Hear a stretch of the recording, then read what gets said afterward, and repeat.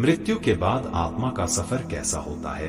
बस ये 5 ही होते हैं अंतिम यात्रा में साथ। कहा जाता है कि व्यक्ति खाली हाथ आया है और खाली हाथ ही जाएगा, लेकिन ग्रंथों के अनुसार व्यक्ति की मृत्यु के बाद भी 5 चीजें उसके साथ अगले जन्म तक जाती हैं। तो आइए जानते हैं मरने के बाद क्या साथ ले जाता है व्यक्ति। वीडियो में आगे बढ़ने से पहले हमारे YouTube चैनल जीवन ज्ञान संगम को लाइक सब्सक्राइब करें और कमेंट में जय श्री राम लिख दे। आपका कल्याण ही कल्याण होगा। आपने अक्सर लोगों को कहते सुना होगा कि मृत्यु के बाद व्यक्ति के साथ कुछ नहीं जाता। जो भी उस व्यक्ति से जुड़ी भौतिक सुख की चीजें हैं वह सब यहीं रह जाती हैं।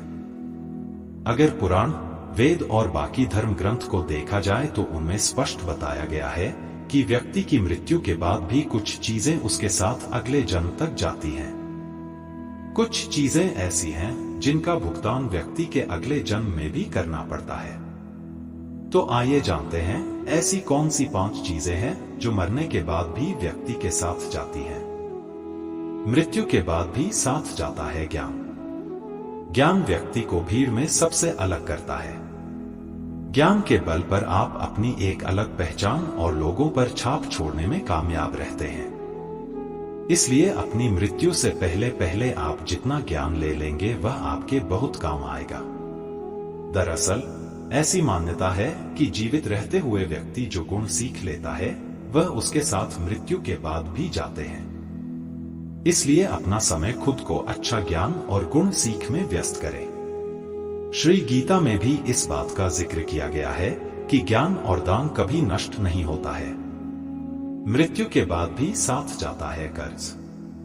धार्मिक ग्रंथों में बताया गया है कि कर्ज कभी भी व्यक्ति का पीछा नहीं छोड़ता। अगर किसी व्यक्ति ने आपका भला किया है तो उसका ये ऋण जैसा ही मौका मिले उतार देना चाहिए। अगर आप किसी का ऋण नहीं उतारते हैं तो उसे जन्म जन्मांतर तक चुकाना पड़ता है, वह कर्ज उतारना पड़ता है। अगले जन्म में वह कर्ज किसी भी रूप में आपको चुकाना पड़ सकता है। साथ अगर आपने किसी को कर्ज दिया है और उस व्यक्ति की मृत्यु कर्ज चुकाने से पहले ही हो जाती है तो आपको भी बार बार जन्म लेना पड़ सकता है।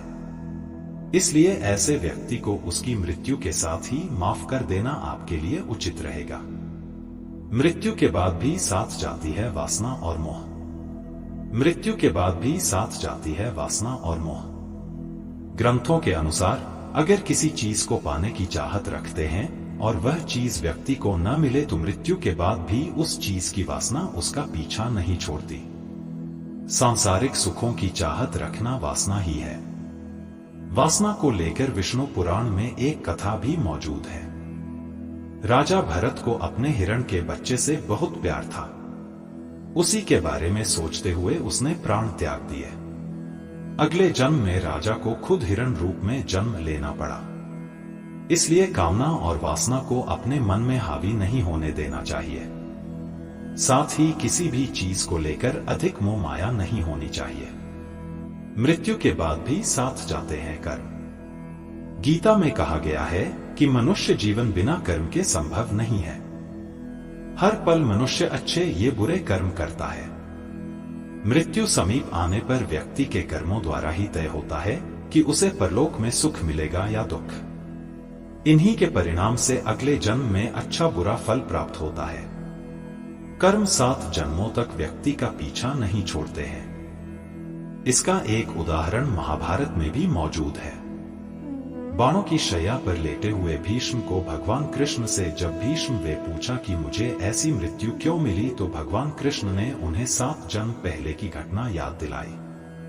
7 जन्म पहले भीष्म ने एक अधमरे सांप को उठाकर नागफनी के कांटों पर फेंक दिया था। कर्म मनुष्य का कभी पीछा नहीं छोड़ते।